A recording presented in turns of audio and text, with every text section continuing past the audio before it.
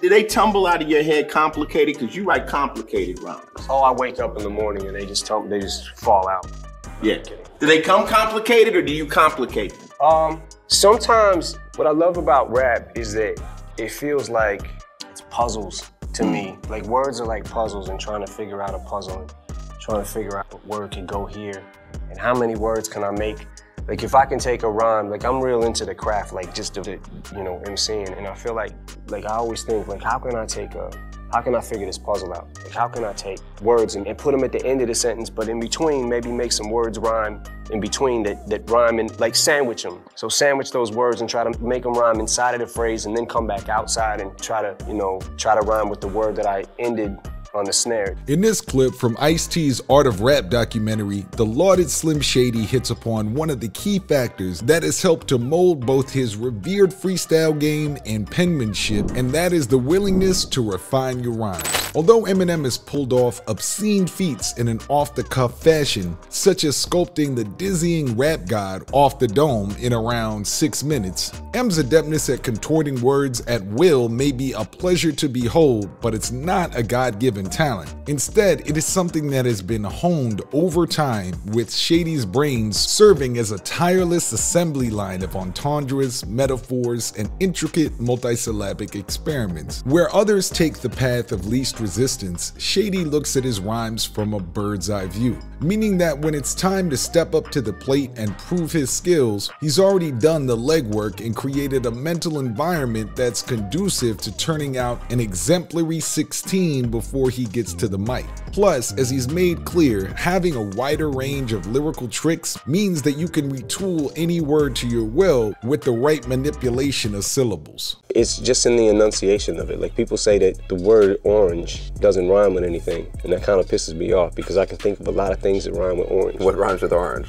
If you're taking the word at face value and you just say orange, nothing is gonna rhyme with it exactly. If you enunciate it like more than one syllable, orange, you could say like, I put my orange 4-inch door hinge in storage and ate porridge with joy. You just have to figure out the science to breaking down words and try to... Where some see limitations, M is always seeking to expand his repertoire of tips and tricks, and that blends neatly into the element of Marshall's approach that separated him from the pack from his days in the Rap Olympics all the way through to his current status as one of the greats, and that is the desire to expand his vocabulary. I heard that you used to read the dictionary. I just felt like I want to be able to have all these words at my disposal in my vocabulary at all times whenever I need to pull them out. You know, somewhere they'll be stored, like locked away. During his days on the underground circuit, Eminem commanded a fearsome reputation, leaving his fellow MCs overmatched and outgunned. Everybody knew that Eminem was the king of all that shit, reflected his D12 running mate Bizarre. He was undefeated. He was like Floyd Mayweather in a rap battle. Instead of being a matter of luck, M's prowess in freestyling came down to the fact that he approached hip-hop with a scholarly eye, pursuing new words in the same manner that an honor roll student studies for his exams. Now, if you yourself would like to become a scholar of the skill of freestyling like Shady himself and master the art of freestyle rap in 2 weeks or less, consider picking up our university-level class, the Freestyle Fortnight, for daily freestyle drills, step-by-step trainings, and rap vocabulary lessons by clicking the first link in the video description.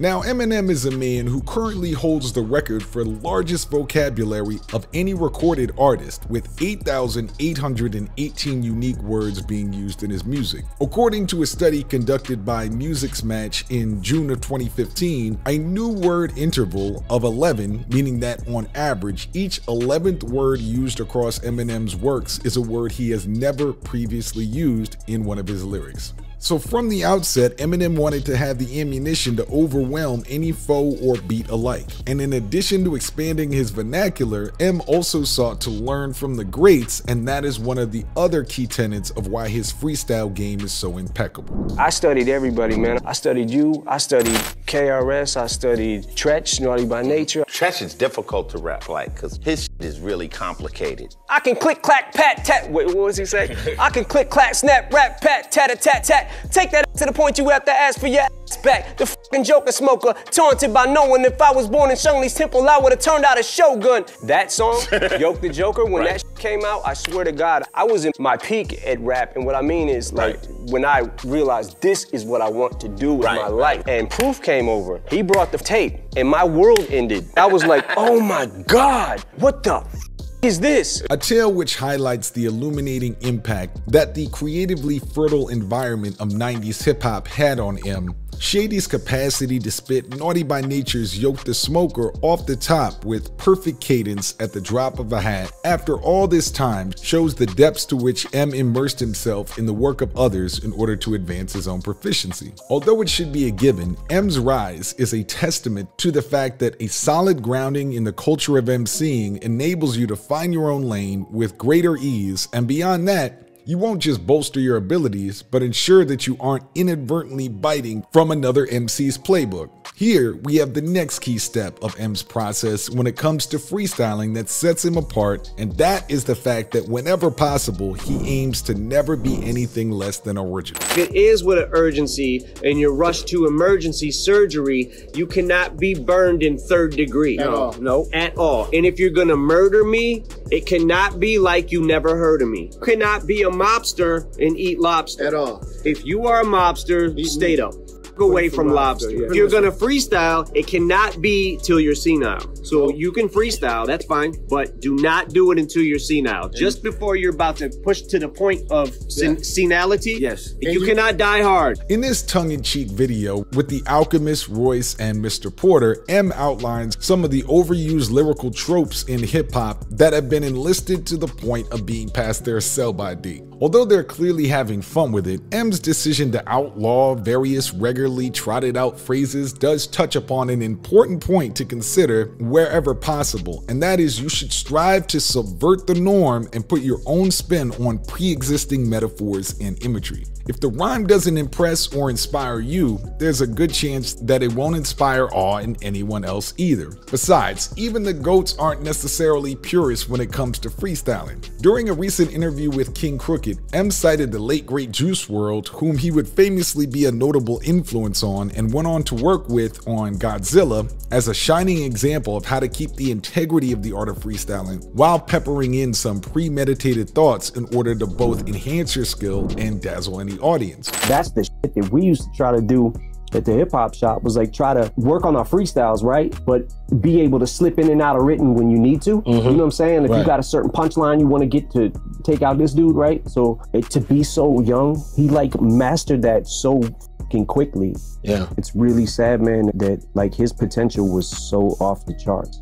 Or, as we'll more succinctly call it, the mixed methods approach, where you'd be forgiven for assuming that M would see spitting anything written in a freestyle as an act of treason. Shady has been happy to admit that not everything he said during his famous freestyles was rendered on the spot. By using this mixed methods approach, you can accentuate your ad hoc rhymes with a few bars that'll exemplify what you're really capable of when given time to prepare. And with that, your confidence will only grow more and more. Later in his discussion with Ice, we see Eminem hit upon one of the most fundamental lessons that he's learned on his road to mastering the art of freestyling, and that is determination.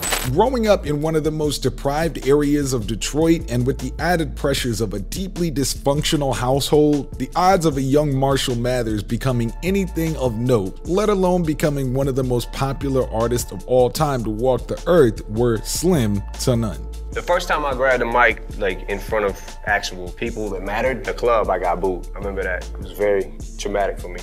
And I think I had at that point, like the 8 Mile thing was kind of taken from or whatever. So I just remember that being so fucking traumatic. And I think I went home like, man, I quit. And then, you know, maybe a couple days later, week later, hour later, I don't know. I got the urge to like, nah, man, I gotta get up, gotta do it again. Unsurprisingly, his initial attempts to prove his lyrical prowess in the freestyle arena were met with opposition from audiences who saw him as an outsider. In essence, Eminem experienced the same harsh critique in real time that many budding rappers subject themselves to when they post their latest bars online. Possessing a natural aptitude for the art form, but none of the encouragement that he needed to step into a cypher and feel empowered, it took a long time for M to gain the renown that he thought he earned in the world of battle rap, never mind eventually garnering the attention of Dr. Dre and setting himself up on the path to stardom. Intent on treating hip-hop as not just an art form, but an all-encompassing lifestyle that takes up the lion's share of his time and headspace,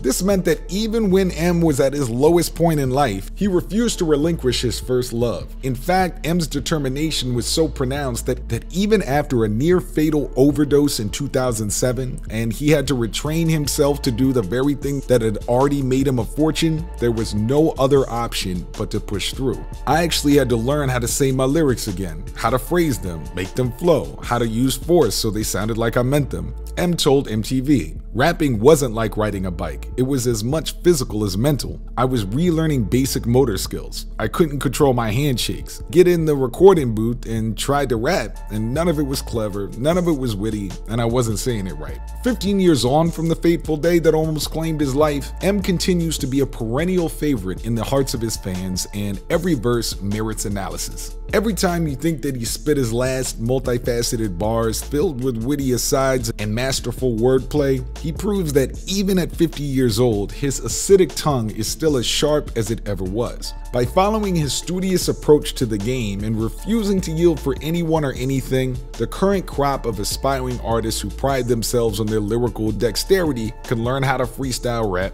with the best of them. So if you're an artist yourself watching this, be sure to visit the first link in the video description. But with that said, I appreciate your time. It's the big homie Drew for How to Rap. I'm out.